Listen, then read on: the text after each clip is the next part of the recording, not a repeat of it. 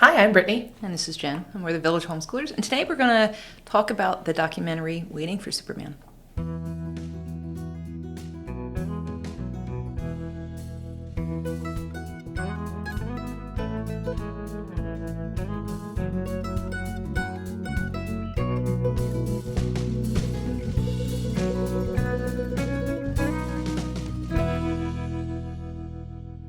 Hi, guys. Welcome to the Village.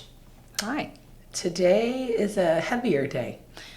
Yes. And so we're going to kind of talk about a documentary that was recommended by another member in our co-op that I had never heard of before. And it is the reason she decided to homeschool her children. Right. And I watched it. It's 12 years old. Mm-hmm. I watched it when it came out, pre me having kids. Didn't quite connect to it, obviously, because my oldest child was, I might have been pregnant. I don't remember, but I obviously didn't relate.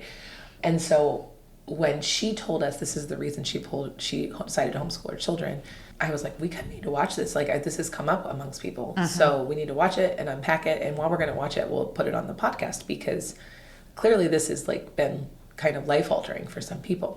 So that documentary is called Waiting for Superman. And it was done 12 years ago. Yeah, 2010, I think, came out. And it is discussing what's it discussing? How would you say it? What's it talking about? The status of public schools, right? Would you say? Yeah, in the country. Yeah. Particularly inner city, it seemed to focus a lot on. Yeah, more metropolitan areas, more areas with a lower socioeconomic status, and more racial diversity.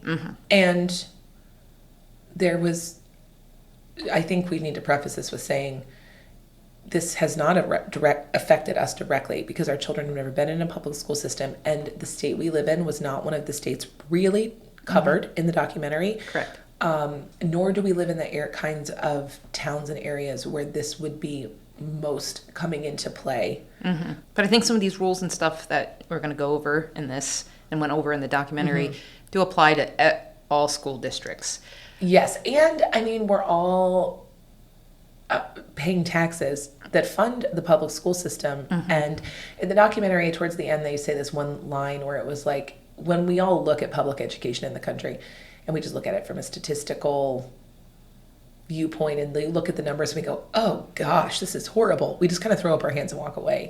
But when you look at individual kids, no matter who you are, it really touches you and really affects you, and you want to do something. Yeah, when you zoom in on the problem. And this documentary does it. It talks about like 6 children and specifically, and I'm a crier, especially when there's kids involved. So I'm like sobbing at the end of it. But we just kind of wanted to say that we don't like bashing public school. Yeah. Because we get that it's not an option for everybody to homeschool. Right. And we have families in our co-op who, like, even they have some kids. Yeah, half their kids go to public school. And some are homeschooled. And we believe in that as your family's best choice. Power of choice, yes. Yeah. And so we are not, this is hard for us because we see the failures of the system, but that's not the fault of the families that need the system. But people take it very personally. I know my sister, sometimes I would tell her stats about homeschooling and public schools, and she'd be like, you're making me feel bad because I sent my kids to public school. And I was like, no, that's not what I'm intending. You know, that's not what we're intending here when we talk about this documentary. It's just, I think it's really important to talk about the stuff in this documentary, and we want to do it without making anybody feel bad about their choices. Right. Because and this is kind of bringing up the point, there's not a lot of choices for some people. Correct. And is that fair? Is that, is that right in our culture? So, all right. So first I'm just going to talk about like what the movie was all about. So this documentary examines different aspects of our public education system, things such as how easy it is for public school teachers to achieve tenure, the inability to fire a teacher who's tenured, and how the system attempts to reprimand poorly performing teachers and how this affects the educational system. Teaching standards are called into question as there is often conflicting bureaucracy that makes change nearly impossible. It follows several children trying to get to the better performing charter schools via a lottery system and the heartbreak of feeling like there's no future if their child doesn't get in.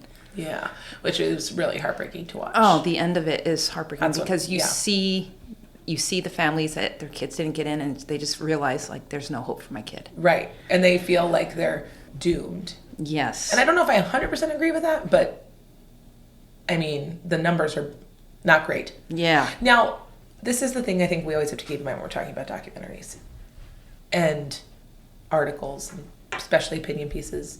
You can make numbers look like whatever you need them to look like. And when you do a documentary, how to lie with statistics, right? Yeah, and you can make when you zoom in on people, you're doing it to get an emotional response. I think even the director of the documentary, which I think is David Guggenheim, he acknowledges that it's meant to elicit an emotional response. Yeah, they're playing at the heartstrings. It's not done in this like vacuum sealed objective environment. It's not supposed to be. Yeah, and they're obviously not going to show you all the great things that happen. Right. And so we know that happens. We know there are amazing public schools. We know there are children who are successful coming out of the public school system. And we might unpack a little bit about why we think that is happening.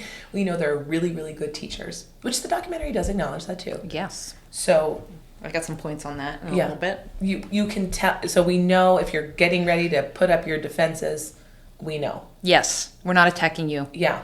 We understand that. We just want to show another point of view.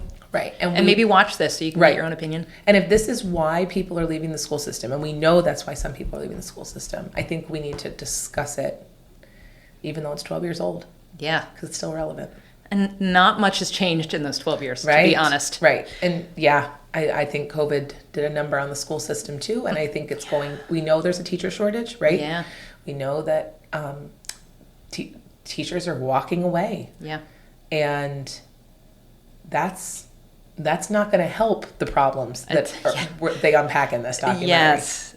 All right. So the first thing I want to talk about that stuck out to me, the film examines teachers' unions, and in particular, Michelle Ray, who is a former chancellor of the Washington, D.C. public schools, which at the time were the worst performing in the entire country.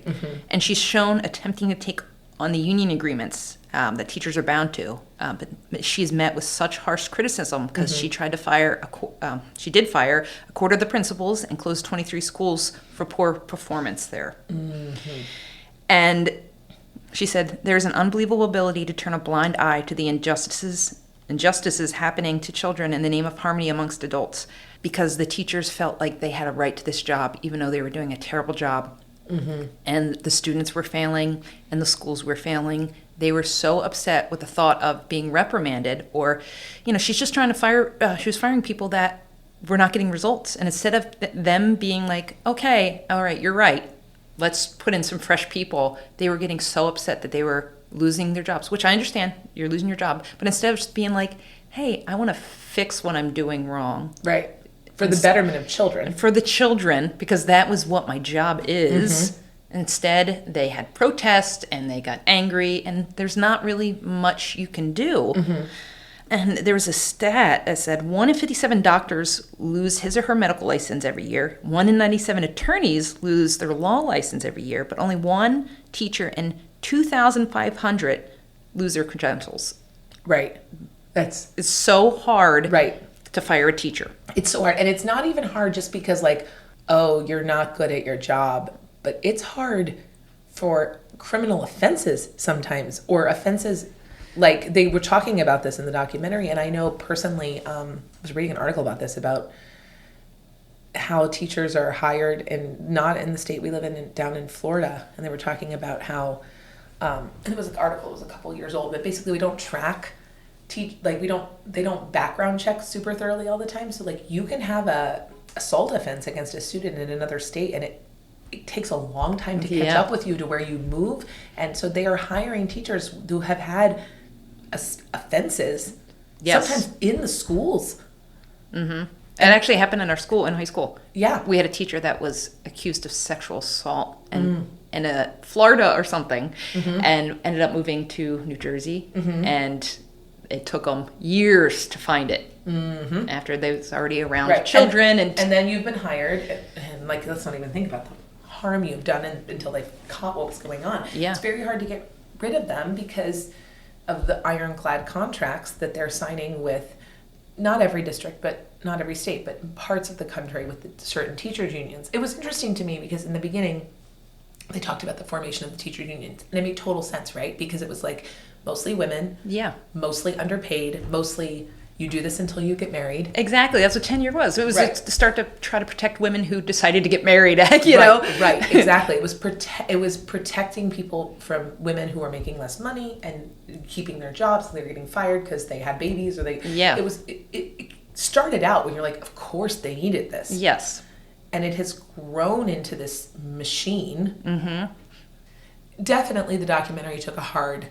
negative look at them. Well, it's hard not to when they start talking about the rubber rooms. Yes. So this is like this was the most infuriating part of the entire movie for me. There's in New York they have something called rubber rooms for teachers being investigated for poor performance or misconduct or like literally like assault. Yeah, sexual abuse.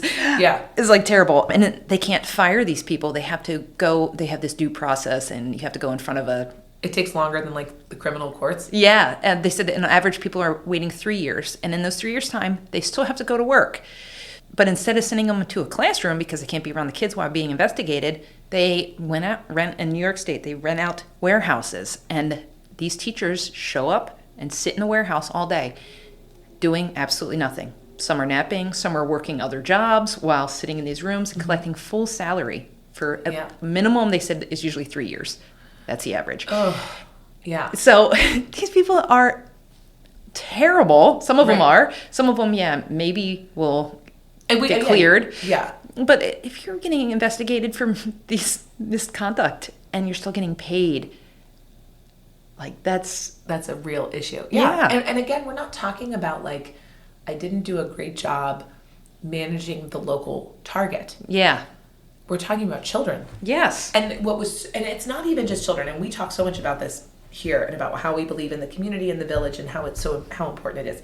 But they pointed out that there's this idea in our society, and this is so true, that harder communities, poorer communities, communities with more crime, all this stuff, they have poorer schools. Mm-hmm. But what they actually think is the schools where they're having worse performance, worse teachers, worse attendance, higher flunk out rates are creating less successful communities. Mm-hmm. So it's not what we think of, a less successful community makes a less successful school. It's a less successful school creates a less successful community. And that makes sense because if we are not investing in our children, the community is going to suffer. Yeah. And so it's like when you have 3 years of teachers sitting in a room making full salary, and it's not like that's money that should be going hundreds, wasn't it like millions of dollars, just millions of dollars. And I'm like, and it should be going into the children who affect change if we can improve their lives. And we don't need to really get into this right now, but like schools do a lot more than just educate kids. In some places, they're feeding children. Mm-hmm. There are some places they're helping provide healthcare. Like, if all of this, like, shouldn't we be improving children's healthcare? Shouldn't we be improving children's nutrition? Shouldn't we be improving children's education, their social, their social skills, their emotional health, their connection to each because other? To be honest, I mean, most of these kids are in school more than they are with their families. Right. And they drive into their heads that school is your number one priority. Right. And so this is where they eat and this is where they... Right. And the reason the parents, like one of the parents in there, she's a single mom, and she's like, I'm so invested in this because I want my child to have a career, not a job. Yes. And I was like, oh yeah, that makes sense, because she was like a woman holding down all these jobs to keep her child in private school because she felt like that was the only chance her daughter had to not repeat what she saw as like, she's like, I could have done this and I could have done this, but no one ever really invested in me. So I have all these jobs. I don't have a career. I don't have this. But that particular mom, she's paying $500 a month to send her child to this private school. And then the month that she couldn't afford it, they wouldn't let her child walk for the graduation. Right. And it was a little kid, and she knew what was happening. Right. And it's really sad that they're punishing children for their parents not being able to afford things. Right. And it wasn't like this mother wasn't trying. Absolutely. Or communicating with the school. Yeah. I know. It was just so like, it's when they start talking about the dollar signs and you're like, that money should be going to children. I don't want, and I don't live in New York, so I can't say this, but I don't want my tax dollars paying for somebody who may have harmed a child to sit in a room and do nothing all day. Yes. And I don't think most of us do. Yeah, and why are we paying them when... Right. Yeah. If you're getting punished, you shouldn't be being paid. Right. And the consequences are not, oh no, that target is dirty, run down, da-da-da-da-da-da. The consequences are children are flunking out of middle school. Well, it just shows how how involved politics are. It was interesting. They showed every president from, I think, Ford saying like, I'm going to fix the school systems. Yeah. And every one of them was like, no, we're going to fix the schools. And I care about education. Every single one of them, all the way up. Yeah. Same lines. Yep, same different lines. Parties. Yep. Nothing changes. Right. And you see that. And then even when Michelle Ray, when they showed the person that she replaced, he was somebody in the military, like a officer in the military. And he's like, I am not giving up on these kids. Yeah. And then he quit 16 months later. Yeah, he said it was way harder than anything he ever did in the military, like in a war zone. Yeah. Yeah. It's like, wow. Yeah. I just can't even. Well, and then I was like, they were talking about the teachers' unions and how they're one of the largest lobbying organizations and funders of politicians. And they're like... Particularly the Democratic Party. Federally. But then you get to the state level and they fund Republicans. And I'm like, so they're in... I kind of get why the chancellors and the superintendents are like, what am I going to do? Yeah. Because nobody's helping me. You know, like no one is sitting here and, you know, I've got my state legislature funded on one side, and then I've got the federal government funded on the other side, depending on where things go. But like they're in everybody's pocket. Yeah. There's horrible practices all over the country where it's just like accepted. They talk about, another thing they talked about there was the dance of the lemons. Oh yeah, that was interesting. And that was in Wisconsin, where basically everybody knows they have one crap teacher. Not even one, just a hand, like these are the bad teachers, right? They're not good, they don't perform, and they basically circulate them among the schools in a district. Like, this is your problem this year? Yeah, and then next year there'll be this person's problem, and then I'll get their problem, and you just basically hope that your lemon is better than the lemon you had last year. Because we can't fire them. Because you can't fire them. Meanwhile, how many children are they... Educating? Not educating. Yeah, or not educating? Yeah, like, it's, like, terrifying. Yeah, because, I mean, they covered that, like, a good teacher and a bad teacher, right? A bad teacher will only cover about 50% of the curriculum, where an outstanding teacher will cover 150% of the curriculum, you know? Right. So it's like you want your kid to be in the 150% curriculum, you know, the great teacher. It's the luck of the draw, right? It is. Because I have lots of teacher friends. I know personally these people who are invested in their students' lives. They are doing amazing things. And I actually just said to a friend of mine 2 weeks ago, she just got hired. She's been a teacher a while, but she's going to teach second grade at a new school. And she was really excited. She was so excited about the school. And I said, you know, if I could guarantee my kids had you as a teacher every year, homeschooling would have been a much harder decision for me, because you are amazing. Yeah. And you care, and you are inclusive and understanding of every different child's needs. And I would have a hard time saying no to you being their educator. But then the next year I can turn around and they may not be with you or somebody like you. The chances are good that could happen. Yeah. Because we know that there are bad teachers in the schools. Oh, a lot of them. I had a bunch of them in high school. Right. And even if they don't harm, even if you don't drop out or you don't fail or you don't leave without being to read, that was one of the big things they talked about. What if they kind of like kill your love of learning? Exactly. What if you could have been this amazing engineer, but they made you hate math? And we know that happens all the time. I that's a risk I can't take. So that's why my kids are homeschooled to some extent. Yeah. And, you know. I know, and that's what really upset me, is just you look at all these kids trying to get into these good schools, and you know they all have potential. You know, they all matter. Yeah, they're children. They're little children. They're little children, yeah. There was a lot of, like, first and second graders, middle schoolers. Yeah. They're little.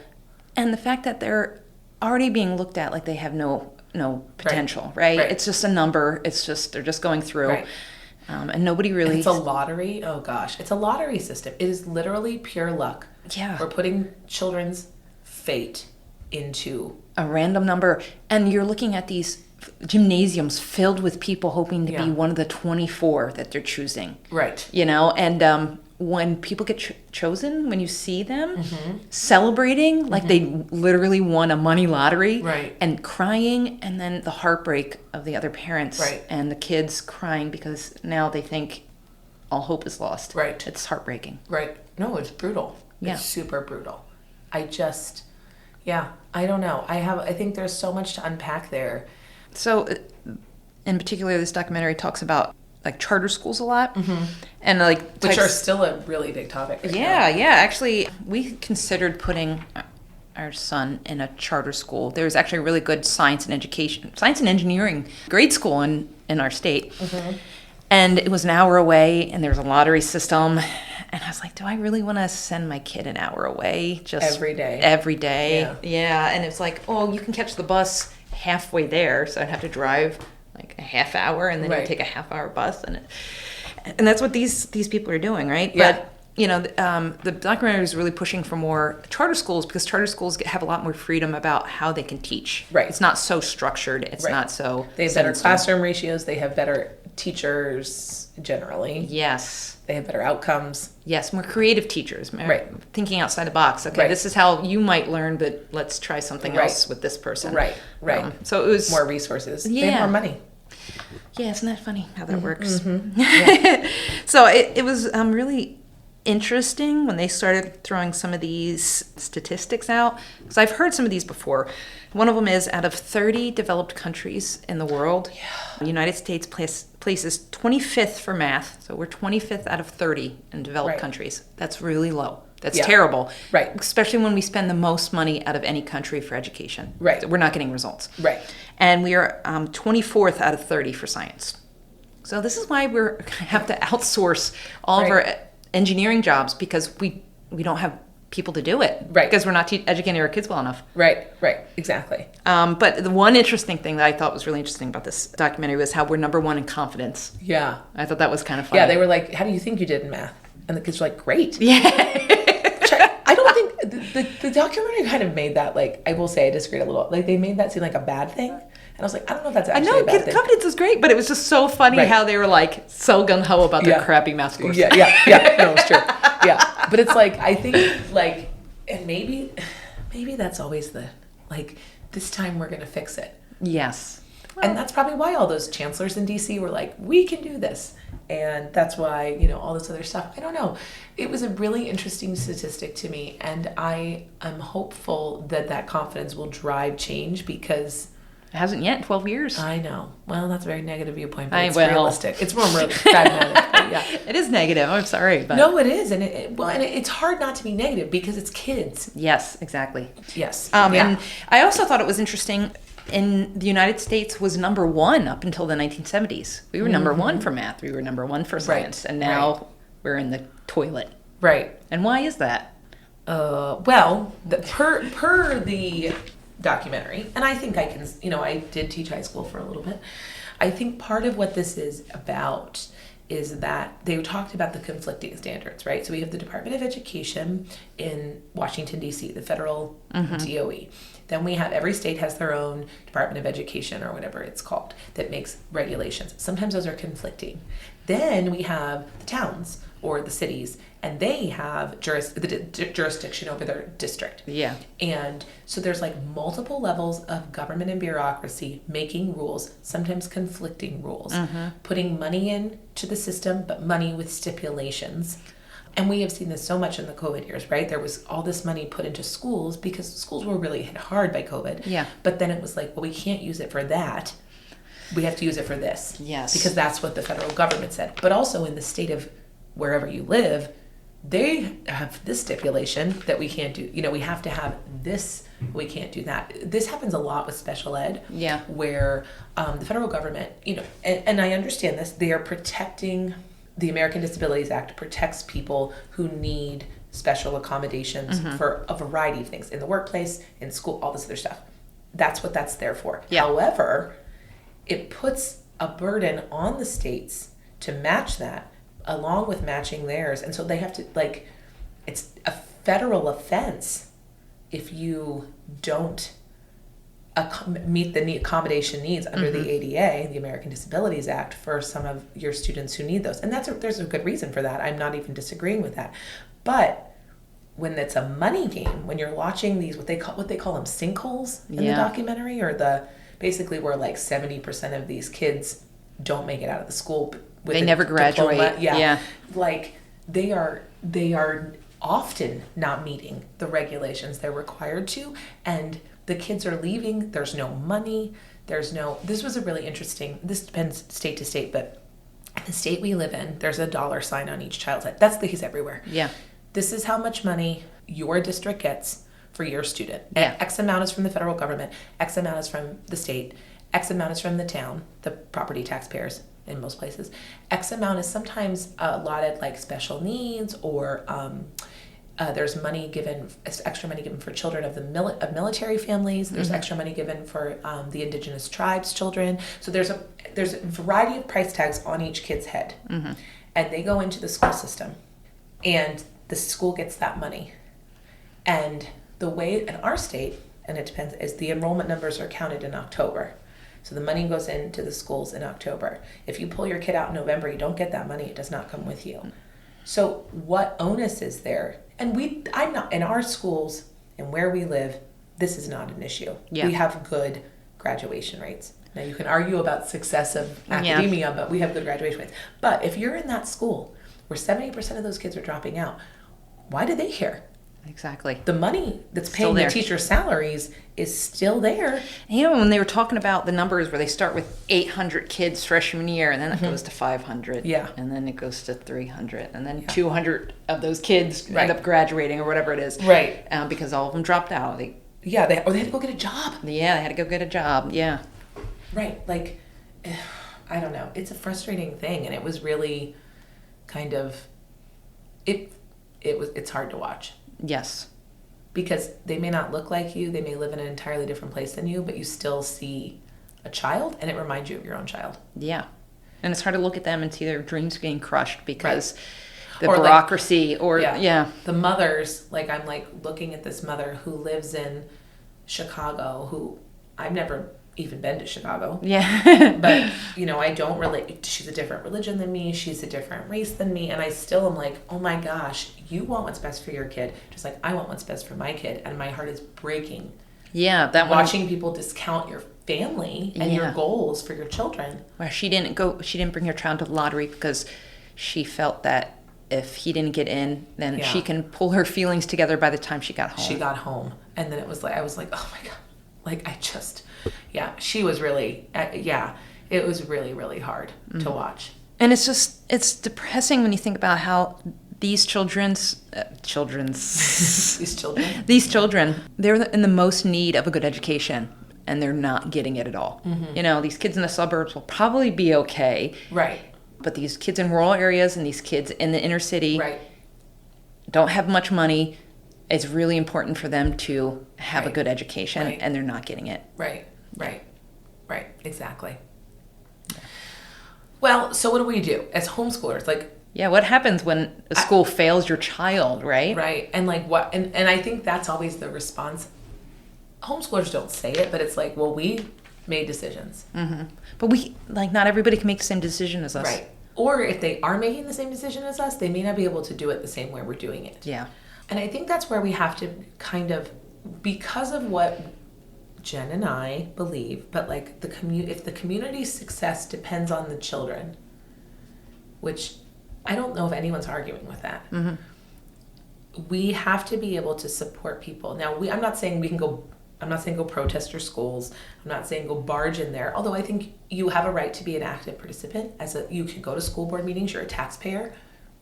You can go and advocate for what you believe is best. Just don't get the CIA to investigate you. Yeah, no. But you can do what you think is best, but I think, really need to. I think what we see now, we know this now. This was 12 years ago. So these families that were not getting into the charter schools, they were like, we're going to keep trying. We're going to find a way to pay for private school. We're going to do this. We're going to try another charter school. We're going to drive an hour and a half to get these. Yeah, because honestly, like the documentary showed, it's cheaper to give them a good education than send these people to jail. Yeah, or right? prison, or to have them. Yeah, like that was the thing. It was like, this is, even if you send them to a elite private school, it's cheaper than what happens on if the children fail. Because statistically, if they drop out of school, they're more likely to go to prison. Right. Yeah. So it's cheaper for them to get it. Right. For the government to give them a good education. Right. And so what do we do as homeschoolers? If the parent, I think we're seeing this, right? We're seeing a huge diversity of reasons people are pulling their kids from school. Mm-hmm. And there's going to be single parents homeschooling. There's going to be working full-time parents homeschooling. Yeah. There is. There's some in our co-op. Yeah, it's not easy. No, it's not. And I think we need, as the homeschooling community, need to find ways to support them. And it's not because we're being, beneficent human beings. I mean, we can, yes, it would be great if we just all acted out of the goodness of our heart. But it's because our communities are riding on these children being successful. Exactly. This is the future of America. Yeah, it's the future of our state, our cities, our countries. It's our children's peers. Like, how good is my kid going to do in life if their peers are not going to be successful and are going to struggle? Yeah, and our kids don't live in a bubble, right? It would be great if they could only hang out with other homeschoolers, but that's not the world, right? Right. And it would be a very weird place if it was. Yeah. You know? And I think it's like, and everyone's like, oh, well, like, are you talking about like a socialist utopia? No, we're not at all. We're just talking about like, if I could choose to make a change with two people who join our homeschool community because the school system failed their kids. Mm-hmm. We'll go out of our way to help you. Yeah, there's like, we're all going to, if we can all make little tiny changes to help people who are opting out of the system. Yeah. We're going to be better off. Yeah. Because the government's not doing it. Yeah. I mean, they don't give a crap. Yeah, I mean, they've tried. I mean, they say they care. Well, and there are good people, like we talked about all the chancellors in D.C. who tried and tried and tried. Yeah, but the system did not let them succeed. Exactly. What can you do? What can you do when you're hitting up against a brick wall, right? So it's our job, for those of us who have already chosen to remove our children from the system, to kind of help others as they come along that path and make those choices. And we know they're making those choices. Homeschoolers are growing by leaps and bounds. Mm-hmm. They're leaving the school system because of the things discussed in this documentary: race, bad teachers, poverty, dangerous situations. Uh-huh. So we need to make sure that they are feeling supported by the rest of us who have done this for a little while. Yeah. And I think that's why the documentary is useful, because we can look at it and go, those are children like my children. That's a mother like me. Mm-hmm. And we need to make sure we're all successful, because the future of where I live and myself, I mean, I could be voting for one of these kids for president one day. I hope it's, not some old person again. Yeah, well, that's true. Yeah, and let's get some young people in there. Yeah. It's important. It is. All right, if you've watched Waiting for Superman, we'd love to hear your thoughts on it. Anyone, you don't even have to be a homeschooler. Yeah. We welcome the conversation. You can find us on Instagram and on Facebook and at thevillagehomeschoolers@gmail.com. And we'll talk to you soon.